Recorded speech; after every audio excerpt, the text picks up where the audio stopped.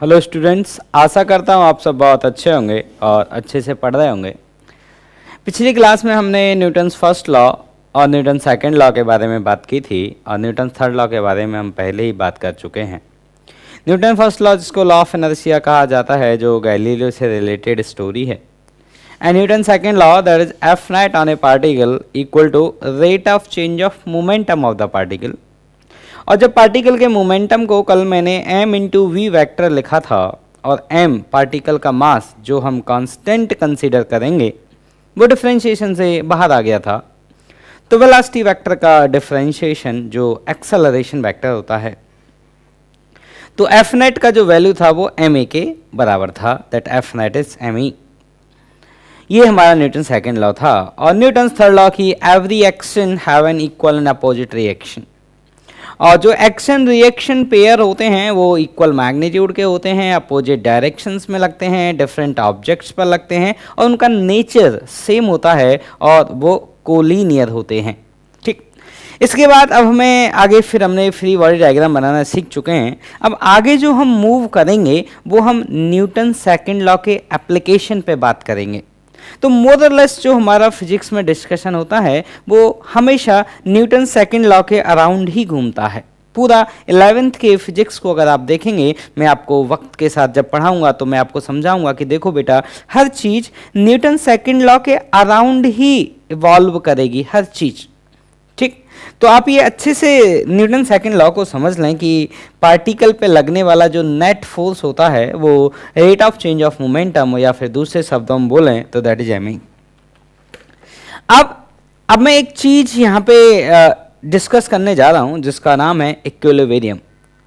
और आदमी के दिमाग में कई बार सिर्फ इक्विलिब्रियम ही बैठा रहता है, आदमी कई बार इक्विलिब्रियम से आगे नहीं सोचता।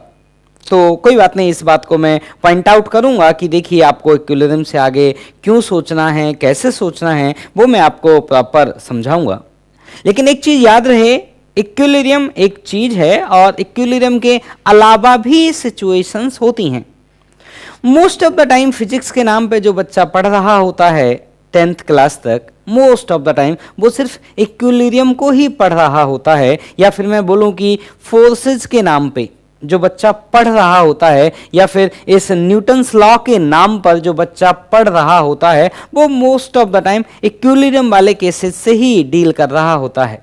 इसलिए वो कई बार इक्विलिब्रियम से आगे नहीं सोचता और हमारा ब्रेन उसी एक चीज के लिए ट्रेंड हो जाता है।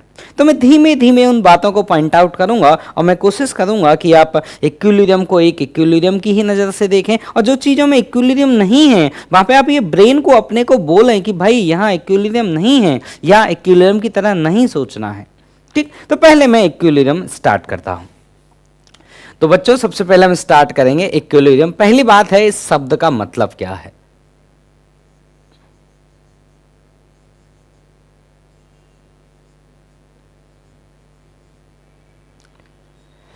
पहला सवाल यही है कि इस शब्द का मतलब क्या है। तो इस शब्द का मतलब है कि अगर किसी पार्टिकल पर नेट फोर्स 0 है तो वो पार्टिकल इक्विलिब्रियम में कहलाएगा। तो मैं क्या लिख रहा हूं इसका मतलब, net force on a particle is 0। Net force, किसी को नेट शब्द इस्तेमाल नहीं करना तो वो टोटल शब्द इस्तेमाल कर सकता है, नेट फोर्स। और अगर आपको नेट शब्द पसंद नहीं है तो आप टोटल शब्द इस्तेमाल कर सकते हैं, टोटल फोर्स।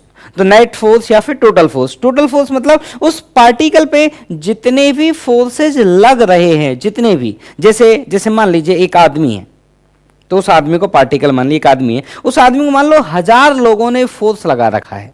कैसे? मान लो उस आदमी को 1000 लोग पकड़ के खींच रहे हैं, 1000 लोग, तो उस आदमी पे कितने फोर्स लग रहे हैं? 1000 फोर्स लग रहे हैं।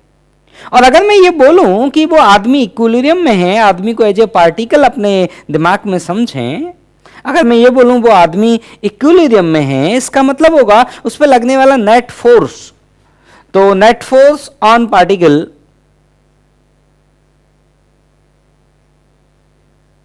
इज 0। तो अगर वो आदमी जिसपे 1000 फोर्स लग रहे हैं, अगर वो इक्विलिब्रियम में है, इसका ये मतलब है कि जो वो 1000 फोर्स लग रहे हैं उनका समेशन 0 आएगा। और जब भी कभी आपके सामने फोर्स का समेशन ये शब्द आए तो आपके दिमाग में तीर इमेजिन होने चाहिए, क्योंकि जो फोर्स होता है वो एक वेक्टर क्वांटिटी है और वेक्टर क्वांटिटी के एडिशन में वेक्टर का मैग्नीट्यूड और वेक्टर की डायरेक्शन दोनों ही इक्वली इंपॉर्टेंट हैं। हमें वेक्टर के डायरेक्शन पर भी ध्यान देना है और हमें वेक्टर के मैग्नीट्यूड पर भी ध्यान देना है। और फोर्स एक वेक्टर क्वांटिटी है। जब वेक्टर का समेशन किया जाएगा, जब वेक्टर्स का समेशन किया जाएगा तो यह मैटर करेगा उन वेक्टर्स के मैग्नीट्यूड क्या है और उन वेक्टर्स की डायरेक्शंस क्या हैं। तो एक आदमी पे अगर 1000 फोर्स लग रहे हैं और उन 1000 का समेशन 0 है तो आपको अपने दिमाग में ऐसे इमेजिन करना है कि उस आदमी पे से 1000 वेक्टर इमेजिन करो अलग अलग direction. They are 1000 of vectors in different directions and summation of all these vectors is 0। Correct? Okay. तो इक्विलिब्रियम शब्द का मतलब होगा कि net force on a particle is 0। ठीक, अब मैं इसके क्वेश्चंस करता हूं। हमें इसके बहुत सारे क्वेश्चन सॉल्व करने हैं। मैं आपको क्वेश्चन सॉल्व करता हूं। सबसे पहले सबसे आसान क्वेश्चन में लेता हूं, सबसे आसान क्वेश्चन जो आपने किया भी होगा। तो कहानी यह है कि एक m मास का ब्लॉक है और ये अर्थ पर रखा है। सबसे आसान question, this is a block of mass m kg, this is a block of mass m kg, this is a block of mass m kg और ये अर्थ पर रखा है। ये कांटेक्ट में है। किसके कांटेक्ट में है? ये अर्थ की सरफेस के कांटेक्ट में है। फ्री बॉडी डायग्राम मैंने इसीलिए सिखाया था क्योंकि जब मैं इक्विलिब्रियम पढ़ाऊंगा और इवन जब इक्विलिब्रियम से आगे भी हम बात करेंगे तब उस फ्री बॉडी डायग्राम की जरूरत पड़ेगी। फिजिक्स के 99% क्वेश्चंस में एफवीडी की जरूरत पड़ेगी। ठीक, एफवीडी का मतलब होता है उस ऑब्जेक्ट पे लगने वाले फोर्सेज। अगर मैं इस एम मास के बारे में बात करूं, इस एम मास पे फोर्सेज लगेंगे। कोई ये बोलेगा सर ये नहीं लगाएगा क्या? ये भी लगाएगा, लेकिन फ्री बॉडी डायग्राम में हमें उनसे मतलब नहीं होता जो ये लगाएगा, हमें सिर्फ उनसे मतलब होता है जो इसके ऊपर लगेंगे। तो याद रहे, जब भी मैं एफवीडी ड्रॉ करूंगा तो मैं कभी ये नहीं बोला करूंगा कि इसने लगाया, क्योंकि इसने जो लगाया उसकी बात हम इसके एफवीडी में नहीं करेंगे। इसके एफवीडी में हम किसकी बात करेंगे? जो इसके ऊपर लगेंगे। तो आज के बाद ये कोई नहीं पूछेगा कि सर इसने नहीं लगाया क्या? अरे उसने भी लगाया है भाई, लेकिन हम इसका एफवीडी बना रहे हैं और इसके एफवीडी में इस बात की जरूरत ही नहीं है कि इसने क्या लगाया। किसकी जरूरत है? इसके ऊपर क्या लगे, इसके ऊपर क्या क्या फोर्सेज लगे उसकी जरूरत है। ठीक है, ठीक। तो अगर हम इस एम मास का अगर हम फ्री बॉडी डायग्राम ड्रॉ करेंगे तो इस एम मास पे 2 फोर्स लगेंगे। कौन कौन से? आप बहुत अच्छे से जानते हैं। One is the gravitation force, that is due to the mass, and there is a contact force, there is a normal force due to contact between the surfaces। कौन कौन सी सरफेसेस के बीच में कांटेक्ट है? एक है आपका ब्लॉक का surface और एक है आपका कौन? अर्थ का सरफेस। इन दोनों अर्थ के और ब्लॉक की सरफेस में कांटेक्ट है। इस कांटेक्ट के कारण नॉर्मल लग रहा है। अगर ये ब्लॉक थोड़ा सा ऊपर होता तो mg तो फिर भी लगता। अगर ये ब्लॉक कांटेक्ट में नहीं होता, अगर ये ब्लॉक धरती से थोड़ा ऊपर होता तो mg तो इसमें फिर भी लगता। क्यों लगता? क्योंकि mg कांटेक्ट के कारण नहीं लग रहा था। mg क्यों लग रहा था? mg इसके मास के कारण लग रहा था। ये कांटेक्ट में है तो भी इसके पास मास है और ये हवा में होगा तो भी इसके पास मास है। तो mg का कारण कांटेक्ट नहीं था, mg का कारण था इसका मास। जब ये हवा में होगा तो भी इसके पास मास होगा और ये कांटेक्ट में होगा तो भी इसके पास मास होगा। तो mg ये हवा में होगा तब भी लगेगा और ये कांटेक्ट में होगा तब भी लगेगा, क्योंकि उसका कॉज क्या है? इसका मास। ठीक। और नॉर्मल जब ये हवा में होगा तो नॉर्मल नहीं लगेगा। क्यों नहीं लगेगा? क्योंकि कॉज नॉर्मल का है कांटेक्ट। जब ये हवा में है तो कांटेक्ट है ही नहीं, जब कांटेक्ट नहीं है तो नॉर्मल नहीं लगेगा। लेकिन जब ये कांटेक्ट में है तो नॉर्मल लगेगा। इसमें 2 फोर्स लगेंगे, एक फोर्स लगेगा mg और एक फोर्स लगेगा इस पे नॉर्मल। तो mg किधर लगेगा? वर्टिकली डाउनवर्ड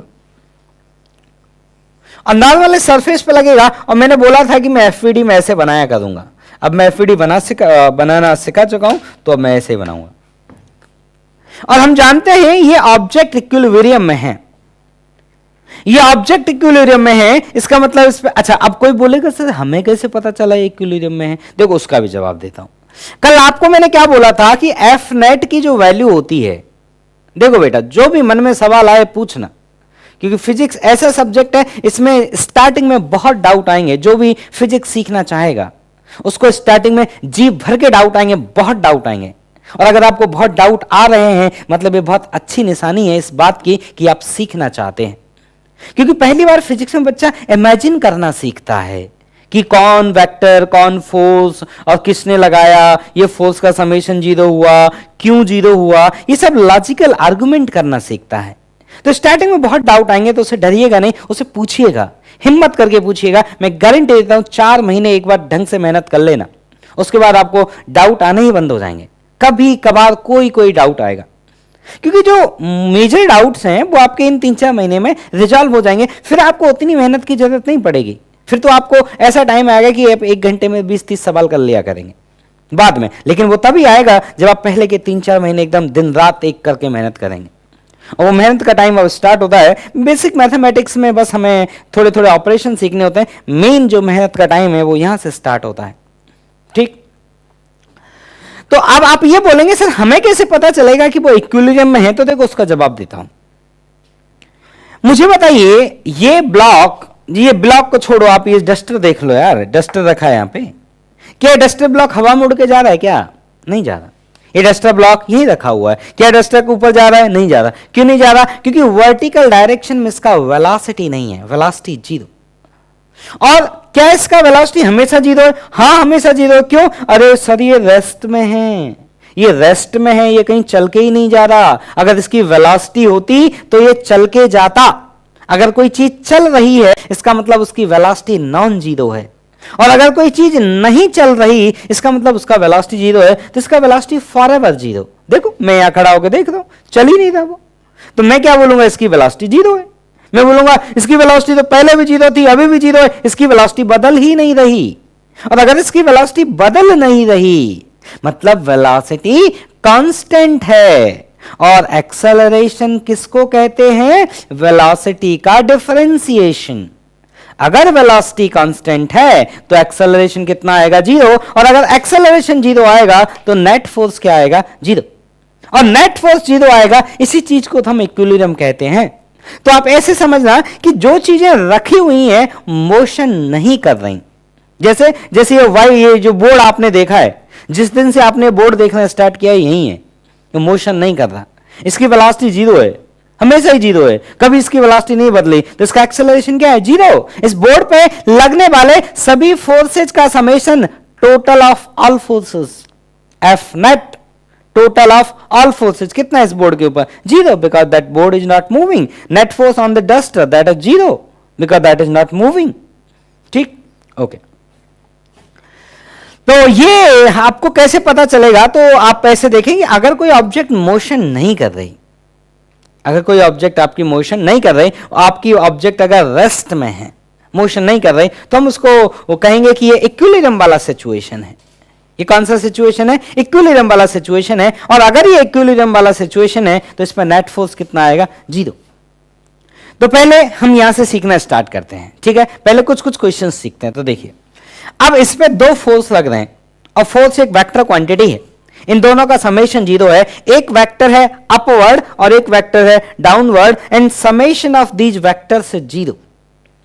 अब मुझे बताइए, अगर इन 2 वेक्टर का समेशन 0 है, अगर इन 2 वेक्टर का समेशन 0 है, तो वेक्टर जब मैं पढ़ाया था तब आपको बोला था क्या कि 2 वेक्टर, चाहे वो फोर्स हो, वेलोसिटी हो, मोमेंटम हो, एक्सेलरेशन हो, एनी 2 वेक्टर, अगर उनका समेशन आपको 0 चाहिए, वो एक ही प्रॉपर्टी को बिलोंग करने चाहिए, मतलब एक ही क्वांटिटी को बिलोंग करने चाहिए, क्योंकि हम ऐड उन्हीं चीजों को करते हैं जो एक ही चीज से बिलोंग करते हैं। ठीक, एक ही फिजिकल क्वांटिटी को बिलोंग करते हैं। अब मेरी बात समझना, मेन बात, अगर 2 वेक्टर का समेशन 0 है, अब आप वेक्टर वाला चैप्टर याद करिए, मैंने क्या बोला था कि अगर 2 वेक्टर का समेशन 0 है तो उन 2 वेक्टर का मैग्नीट्यूड इक्वल होगा एंड डायरेक्शन अपोजिट होगी। तो मैंने देखा कि जो नॉर्मल और एमजी है, जब मैंने ड्रॉ किया तो मुझे ये क्लियरली दिख रहा है कि इनका डायरेक्शन तो अपोजिट है। मतलब दो वेक्टर के समेशन 0 होने के लिए जो कंडीशन मुझे चाहिए थी वो कंडीशन क्या थी, equal magnitude and opposite direction. तो अपोजिट डायरेक्शन तो मुझे दिख रही है, तो इनका मैग्नीट्यूड भी इक्वल होना चाहिए, इनका मैग्नीट्यूड भी इक्वल होना चाहिए। तो ऊपर वाले का मैग्नीट्यूड है कैपिटल एन, इसका मैग्नीट्यूड है mg, तो n किसके बराबर होना चाहिए, mg।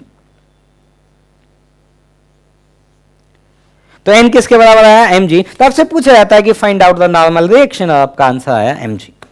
ठीक, अब मैं एक क्वेश्चन और पूछता हूं आपसे, बड़े सोच समझ के जवाब दीजिएगा। अर्थ ने इस ब्लॉक पर नेट फोर्स कितना लगाया, तो उसका आंसर आएगा 0, बिकॉज नॉर्मल भी अर्थ ने लगाया और mg भी अर्थ ने लगाया। नॉर्मल भी अर्थ ने लगाया, mg भी अर्थ ने लगाया, तो अर्थ ने नेट कितना लगाया, 0। तो net force on this block applied by earth 0। Net, net मैं ग्रेविटेशन की बात नहीं कर रहा हूं, मैं बात कर रहा हूं नेट। नेट मतलब सभी का समेशन, जितने भी अर्थ ने लगाए हैं। तो net force applied by earth,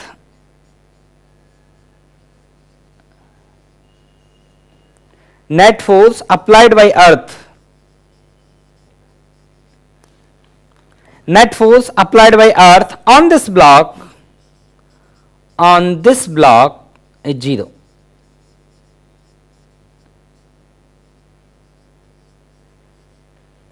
net force applied by earth on this block is 0, लिख लो। ठीक, अब देखो इसी चीज को अब आगे से, जैसे मैंने आपको इतना सारा बोला कि दो वेक्टर हैं, सम 0 है, direction opposite equal magnitude, that is true, लेकिन इतनी लंबी बातें मैं अब आगे से बोला नहीं करूंगा। तो इसको मैं कैसे बोला करूंगा वो मैं बता देता हूं कि देखिए भाई, इस पे आपको नेट फोर्स 0 चाहिए, जो मैं आगे बोला करूंगा वो मैं आपको समझा रहा हूं कि देखो भाई, इस पे आपको नेट फोर्स 0 चाहिए, तो मैं आपसे बोला करूंगा कि बच्चों देखो, जितना फोर्स अपवर्ड लग रहा है उतना ही फोर्स डाउनवर्ड भी होना चाहिए, जिससे ये दोनों एक दूसरे को कैंसिल आउट कर दें। तो मैं एक्चुअली उसी चीज को बोल रहा हूं, लेकिन दूसरे शब्दों में बोल रहा हूं, जो एक फिजिक्स का लैंग्वेज जो लगता है। ठीक, तो इस लैंग्वेज में थोड़ी फील अच्छी आती है आदमी को कि भाई हाँ, जितना फोर्स ऊपर लग रहा है उतना ही फोर्स नीचे लगना चाहिए, तभी तो दोनों एक दूसरे को कैंसिल आउट करेंगे, तभी तो दोनों एक दूसरे को काट के मार देंगे। क्यों? क्योंकि दोनों बराबर हैं, दोनों एक दूसरे को काट के मार देंगे। तो अंत में क्या बचा, रिजल्टेंट 0, क्योंकि दोनों ने एक दूसरे को मार दिया, दोनों ने एक दूसरे को काट दिया। तो जितना इस पे अपवर्ड लग रहा है उतना ही इस पे डाउनवर्ड लग रहा है, तो ये दोनों एक दूसरे को काट देंगे। और हमें पता है इन दोनों ने एक दूसरे को काटा है क्योंकि नेट 0 है, क्योंकि सिस्टम इक्विलिब्रियम में है। तो जब हमें पता है कि इन दोनों ने एक दूसरे को काट दिया, तो मैं ये भी जानता हूं जितना अपवर्ड उतना ही डाउनवर्ड। अपवर्ड का वैल्यू n है और डाउनवर्ड का वैल्यू mg है, तो n किसके बराबर हुआ, mg। नेक्स्ट क्वेश्चन, होपफुली ये आपको समझा होगा। नेक्स्ट क्वेश्चन,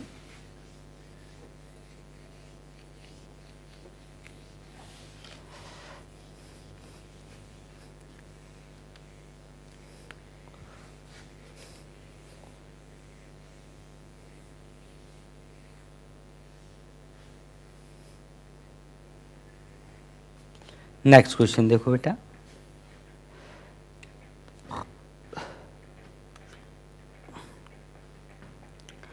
नेक्स्ट क्वेश्चन ये है कि एक ब्लॉक है, चलो इसका कुछ वैल्यू ले लेते हैं 5 kg, और एक दूसरा ब्लॉक है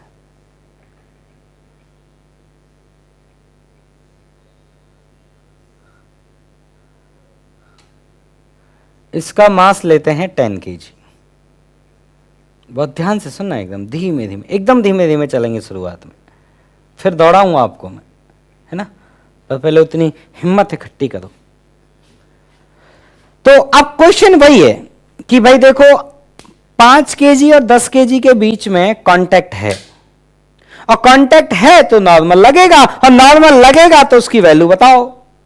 दूसरा क्वेश्चन, 10 kg और अर्थ के बीच में कांटेक्ट है, और अगर कांटेक्ट है तो नॉर्मल लगेगा, और अगर नॉर्मल लगेगा तो उसका वैल्यू बताइए। तो दो क्वेश्चन है कि find out the normal reaction at each contact surface. यहां कांटेक्ट है, यहां नॉर्मल लगेगा, यहां का नॉर्मल का वैल्यू बताइए। यहां कांटेक्ट है, यहां नॉर्मल लगेगा, यहां के नॉर्मल का वैल्यू बताइए। तो calculate the normal reaction at each contact surface. और जी का वैल्यू हमेशा 10 यूज करना है। जी का वैल्यू ऑलवेज क्या यूज करना है आपको? 10। तो लिखो, सॉल्व करो।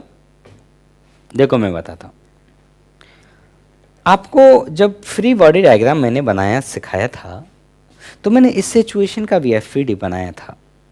तो आप सभी लोग पहले एफवीडी बनाइए इसका, और अगर गलत हो जाए तो यहां पे फिर से देखिएगा कि क्यों गलत हुआ, क्योंकि अभी गलत होगा तो चलेगा लेकिन आगे नहीं चलेगा। ठीक है, इसीलिए मैंने आपको पहले एक बार अलग से एफवीडी बनाए, क्योंकि मैं एक बार फिर बनाऊंगा, क्योंकि ये इतनी इंपॉर्टेंट चीज है जो इसकी में गलती हम बर्दाश्त नहीं कर सकते। तो आप एफवीडी बना लें पहले, सवाल हो या ना हो एफवीडी जरूर बनना चाहिए। ठीक है बेटा, देखिए अब मैं 5 किलो का एफवीडी बनाता पहले आपके सामने। This is 5 kg। तो 5 kg पे अर्थ फोर्स लगाएगी। क्यों लगाएगी? क्यों? उसके मास के कारण। अर्थ फोर्स क्यों लगाएगी? उसके मास के कारण। ठीक, जैसे मैं आपको एक एग्जांपल देता हूं। मान लीजिए आप बच्चे हैं, ठीक, और मान लीजिए आपके नंबर बहुत अच्छे आते हैं, बहुत अच्छे नंबर आते हैं, लेकिन आप डेली जब घर पहुंचते हैं तो किसी का एक सर फोड़ कर जाते हैं, किसी एक आदमी का रास्ते में सर फोड़ के आप घर जाते हैं। तो आपके पेरेंट्स को आप अच्छे भी लगेंगे और आप बुरे भी लगेंगे। तो जो अच्छे लगे उसको एक फोर्स की तरह आप देखें, और जो आप बुरे लगे अपने पेरेंट्स को उसको भी आप एक फोर्स की तरह देखें। तो आप अच्छे लगे उसका कारण सर फोड़ना नहीं था, उसका कारण कुछ और था। उसमें आपके अच्छे लगने में सर फोड़ने का कोई रोल नहीं था। अच्छे लगने का एक ही कारण था, क्योंकि आपके मार्क्स अच्छे आते थे। लेकिन जो आप बुरे लगे उसमें आपके अच्छे मार्क्स का कोई रोल नहीं था, उसका एक अलग ही कारण था, उसका एक अलग ही कॉज था, अलग कॉज था उसका। वो क्या था? आपका सर फोड़ना। तो जो आपका सर फोड़ने वाला आपका एक्ट है, जो सर फोड़ने वाली आपकी एक्टिविटी है, उस एक्टिविटी के कारण आप बुरे लगे, और बुरे लगने में और किसी चीज का कोई रोल नहीं है। और जो आप अच्छे लगे, उस अच्छे लगने के लिए जो जिम्मेदार है वो एक्टिविटी है आपके अच्छे मार्क्स आना। उसमें सर फोड़ने वाली एक्टिविटी का कोई रोल नहीं है। They are two different activity and they are two different forces. एक में अच्छा लगना और एक में बुरा लगना। उसी तरह से जो फोर्स होता है, जब भी कोई चीज फोर्स लगाती है, आपके माँ बाप को आप अच्छे लगे या बुरे लगे, या किसी ऑब्जेक्ट पर फोर्स लगा, तो अच्छे लगने का भी कारण होता है, फोर्स लगने का भी कारण होता है। ठीक, आप अच्छे कई तरह से लग सकते हैं, फोर्स कई तरह से लग सकते हैं। ठीक, जैसे मैं एक एग्जांपल देता हूं। मान लीजिए आप घर पे सर फोड़ के भी नहीं जाते, आपके स्कूल में मान लो अच्छे मार्क्स नहीं आते, लेकिन एकदम आप आज्ञाकारी आदमी हैं, एकदम आज्ञाकारी आदमी हैं। माँ बाप जो बोलते हैं, जैसा बोलते हैं, एकदम डॉट टू डॉट फॉलो करते हैं। तो इस बार आप अपने माँ बाप को अच्छे लगेंगे, लेकिन उस अच्छे लगने का कारण आपके मार्क्स नहीं है। उस अच्छे लगने का कारण है आपका उनकी हर बात co dot to dot follow करना। तो अच्छे लगने के अलग अलग कारण हो सकते हैं, डिफरेंट कारण, इंडिपेंडेंट कारण हो सकते हैं। उसी तरह से फोर्स लगने के भी इंडिपेंडेंट कारण हो सकते हैं। इंडिपेंडेंट शब्द इस्तेमाल किया है मैंने, और सोच समझ के इस्तेमाल किया है मैंने, इंडिपेंडेंट कारण। तो अर्थ जो फोर्स लगाती है mg, अर्थ जो फोर्स लगाती है mg, इस फोर्स का कारण क्या है? इस फोर्स का कारण है उस ऑब्जेक्ट का मास। अगर उस ऑब्जेक्ट का मास होगा तो अर्थ फोर्स लगाएगी, कौन से वाला? Gravitation force. और अगर उस ऑब्जेक्ट का मास नहीं होगा तो अर्थ ग्रेविटेशन फोर्स नहीं लगाएगी। हमारे ब्लॉक का मास है तो अर्थ ग्रेविटेशन फोर्स लगाएगी। कितना लगाएगी? उसका mass into G, that comes out 50 G is 10। इन दोनों में कांटेक्ट है, जहां कांटेक्ट होता है वहां नॉर्मल लगता है, और नॉर्मल सरफेस के परपेंडिकुलर लगता है, सरफेस को दबाते हुए लगता है। तो यहां से जो नॉर्मल लगेगा वो अपवर्ड लगेगा, दैट इज n1। मैंने माना उसकी वैल्यू n1 है, क्योंकि मुझे पता तो है नहीं वो कितना आएगा, मुझे वो वैल्यू कैलकुलेट करनी है। अब 10 kg के पास आते हैं। हमारे 10 kg वाले ब्लॉक पे अर्थ 2 फोर्स लगाएगी, लेकिन दोनों का कारण अलग अलग है। अर्थ 10 केजी वाले ब्लॉक पर 2 फोर्स लगाएगी और उन दोनों का कारण अलग है। एक लगेगा ग्रेविटेशनल फोर्स जिसका कारण है उस ब्लॉक का मास, एक लगेगा नॉर्मल फोर्स जिसका कारण है कांटेक्ट विद अर्थ। तो ये जो मेरा ब्लॉक है इस ब्लॉक का अर्थ से कांटेक्ट है तो इस पे नॉर्मल रिएक्शन लगेगा। तो mg लगेगा, एक तो कितना लगेगा mg, दैट इज 100। ये अर्थ ने लगाया लेकिन किस कारण से लगाया, इसके मास होने के कारण इस पर लगाया। एक इस पर अर्थ नॉर्मल लगाएगी, क्यों, क्योंकि इसका अर्थ के साथ कांटेक्ट है। और कितना नॉर्मल लगेगा मैं नहीं जानता, उसकी वैल्यू मैं मान लेता हूं n2। इस वाले ब्लॉक का कांटेक्ट 5 kg के साथ था तो 5 kg इस पर नॉर्मल लगाएगा 10 kg पर और 10 kg नॉर्मल लगाएगा 5 kg पे। तो जब 5 kg 10 kg पर नॉर्मल लगाएगा तो नॉर्मल लगेगा इस डायरेक्शन में और मैंने माना उस नॉर्मल का वैल्यू कितना है n1। अब हमको इक्वेशन लिखनी है। हम जानते हैं ये दोनों ब्लॉक ही रेस्ट में हैं और ये बहुत लंबे टाइम से रेस्ट में है, कोई कहीं भग के नहीं जा रहा। तो नेट फोर्स क्या है 0, तो उस पर ऊपर क्या लग रहा है n1 और नीचे क्या लग रहा है mg। तो n1 बराबर हो गया किसके, 50 के। इस वाले ब्लॉक की बात करें तो इस पे ऊपर कौन लग रहा है, ओनली n2 और नीचे कौन लग रहा है 100 एंड n1। तो अकेले n2 ने इन दोनों लोगों को बैलेंस किया, मतलब n2 का जो वैल्यू आएगा वो आएगा n1 प्लस 100। n1 का वैल्यू 50 है, उसको यहाँ पे पुट कर दीजिए तो n2 का वैल्यू आया 50 प्लस 100, कितना आया 150 न्यूटन। ठीक, अब एक सवाल मैं आपको लिख के देता हूं, एक नहीं 2 सवाल मैं आपको और लिख के देता हूं, उनको आप सॉल्व करिए। तो एक सवाल और लेते हैं हम लोग 3 ब्लॉक वाला, उसको आप अभी करिएगा। फिर हम लेंगे 4 ब्लॉक वाला, उसको आप घर पे करिएगा। तो ये हमारा ब्लॉक है, ये मान लेते हैं 5 kg है, ये मान लेते हैं 10 kg है और ये मान लेते हैं 20 kg है।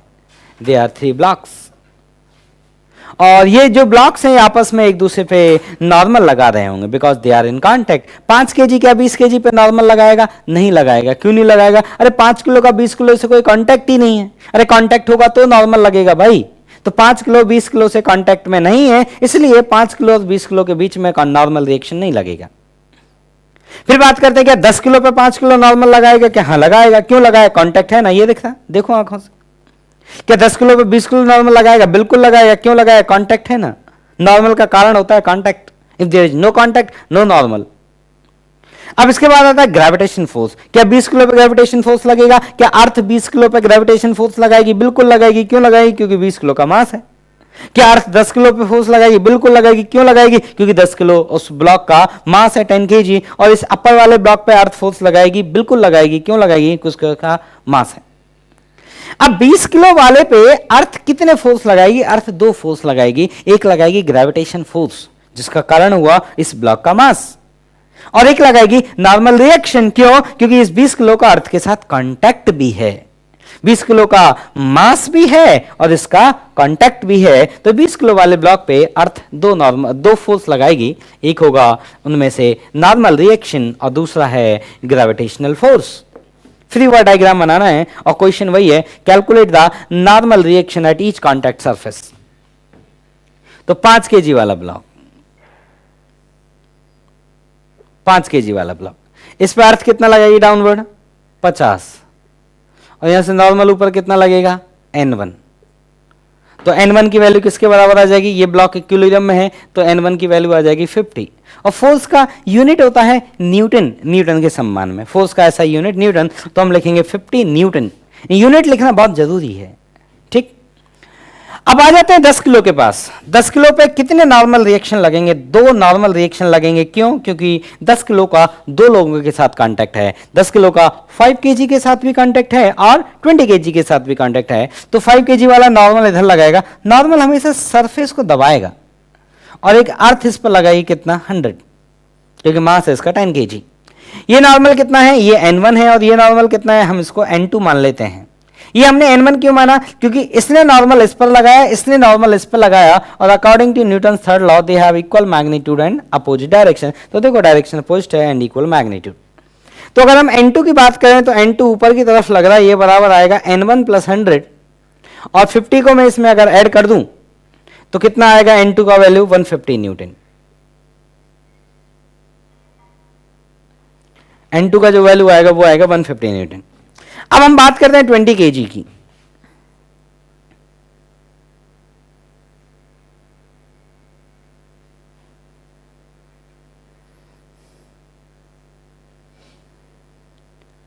अब हम बात करते हैं किसकी, 20 kg की। तो जो 20 kg वाला ब्लॉक है, इस पे mg लगेगा डाउनवर्ड, इस पे अर्थ लगाएगी डाउनवर्ड, कितना लगाएगी 200। अर्थ कितना लगाएगी, डाउनवर्ड 200 लगाएगी। और ऊपर लगेगा इस पे नॉर्मल रिएक्शन, अर्थ नॉर्मल रिएक्शन लगाएगी, उसकी वैल्यू मान लेते हैं हम N3।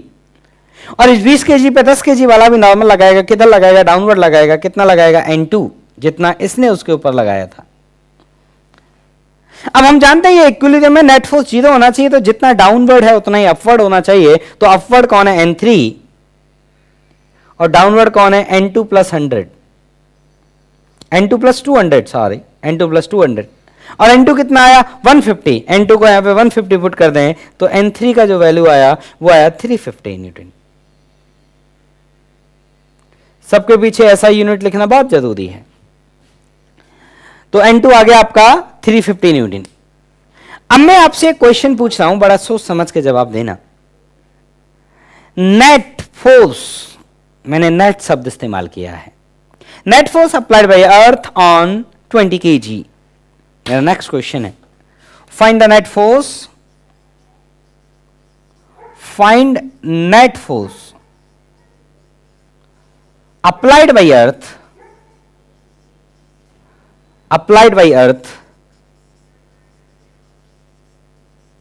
on 20 kg।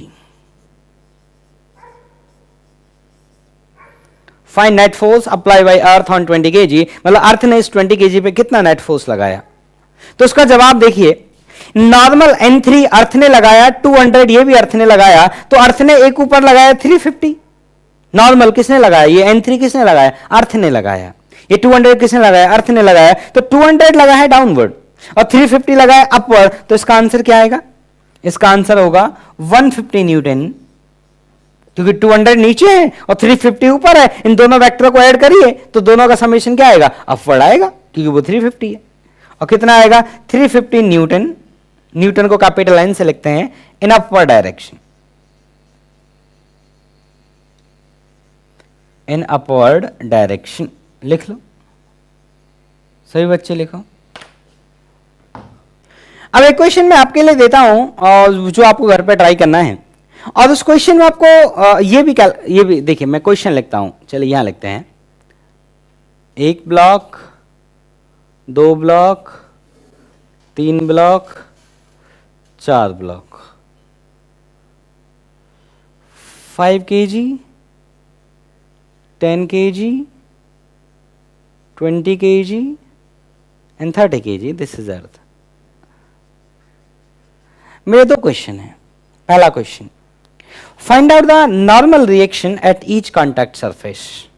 First question, normal force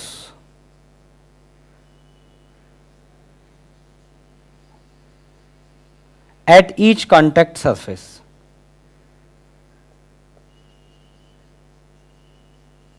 और दूसरा है net force on 30 kg, net force on 30 kg, net force on 30 kg applied by अर्थ।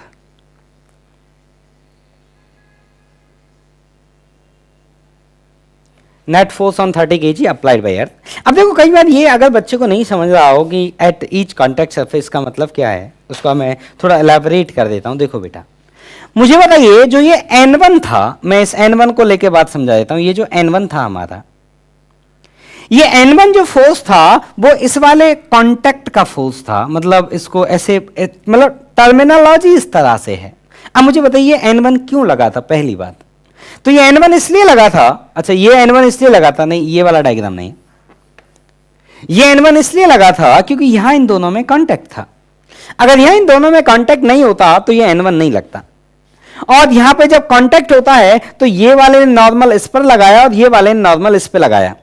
तो जब मैं बोलूं ना कि इस कांटेक्ट सरफेस का नॉर्मल बताइए, जब मैं आपसे ऐसे बोलूं कि इस कांटेक्ट सरफेस का नॉर्मल बताइए, इसका मतलब है कि जिन दो ऑब्जेक्ट के बीच में कांटेक्ट है वो दो ऑब्जेक्ट एक दूसरे पर नॉर्मल फोर्स लगा रही हैं।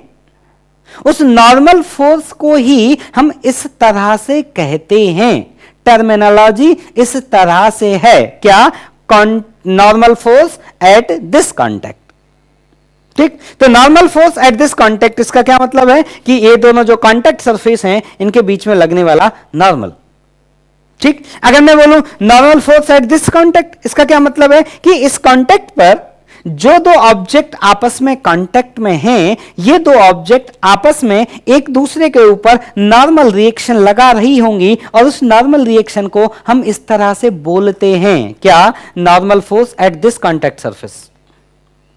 तो वो टर्मिनोलॉजी इस तरह से है कि normal force at this contact surface, normal force at this contact surface. ठीक है, तो ठीक है बेटा, इस तरह से ये हमारा क्वेश्चन है, इसको आप सॉल्व करिएगा और किसी भी तरह की कोई दिक्कत हो तो बताइएगा। और मैं अगेन फिर से बोल रहा हूं कि इस चैप्टर में हमें बहुत मेहनत की जरूरत होगी, बहुत ज्यादा हमें मेहनत की जरूरत होगी। आप मेहनत करिएगा और आपको जितने भी डाउट आए आप सारे डाउट पूछिएगा मुझसे। अगर हमें बहुत ज्यादा टाइम रुक के भी आपके डाउट बताने पड़े तो मैं बताऊंगा, क्योंकि मैं जानता हूं ये चैप्टर ये डिसाइड करेगा कि आप फिजिक्स में कितना एक्सप्लोर आगे कर पाएंगे, फिजिक्स आपको कितना इंटरेस्टिंग लगने लगेगा। ये चैप्टर इस बात को डिसाइड करेगा। तो आप भी मेहनत करिए, मैं भी आपके साथ मेहनत करूंगा, जिससे आपको ये सब्जेक्ट इंटरेस्टिंग बने और आप इस सब्जेक्ट को खूब पढ़ें। और देखिए, एक अच्छा इंजीनियर बनने के लिए फिजिक्स की अंडरस्टैंडिंग होना बहुत बहुत ज़रूरी है। ये बात आप अपने सीनियर से भी पूछ सकते हैं कि बिना अच्छे फिजिक्स के आप इंजीनियर नहीं बन पाएंगे। तो जिस मुकाम की तरफ आप जाना चाहते हैं तो उसकी तैयारी भी अच्छी करके चलिए और उस तैयारी में मैं आपकी पूरी हेल्प करूंगा जितना मैं कर सकता हूं। ठीक, तो आप पूछिए। और एक चीज, दिमाग में किसी भी तरह का डाउट आए, जिस भी तरह का डाउट आए, सब्जेक्ट से रिलेटेड या कोई और भी डाउट आए भले ही, लेकिन सब्जेक्ट से रिलेटेड किसी भी तरह का डाउट आए उसे पूछना जरूर, हिचकिचाना मत। हो सकता है आप 4 लोगों के बीच में ना पूछ पाए, लेकिन अकेले में पूछना, लेकिन पूछना जरूर, क्योंकि हो सकता है वही एक का डाउट आपका कारण बन जाए सब्जेक्ट ना सीखने का, ऐसा हो सकता है। तो इसलिए डाउट कैसा भी आए, आप अगर 4 लोगों में नहीं पूछ पाए तो अकेले में पूछ लेना, लेकिन पूछना जरूर। यह बहुत जरूरी है कि आपका डाउट आपके हिसाब से ही क्लियर होना चाहिए। जिस तरह से आपका ब्रेन एक्सेप्ट करना चाहता है उसी तरह से आपका ब्रेन उस चीज को एक्सेप्ट करे, तभी आप इस सब्जेक्ट में बहुत अच्छा एक्सप्लोर कर पाएंगे। ठीक, तो उम्मीद करता हूं ये चैप्टर समझा होगा, ये लेक्चर आपको समझा होगा और इस चैप्टर को आप बहुत अच्छे से पढ़ेंगे और डाउट पूछेंगे। ठीक है बेटा, तो चलिए मिलते हैं आपसे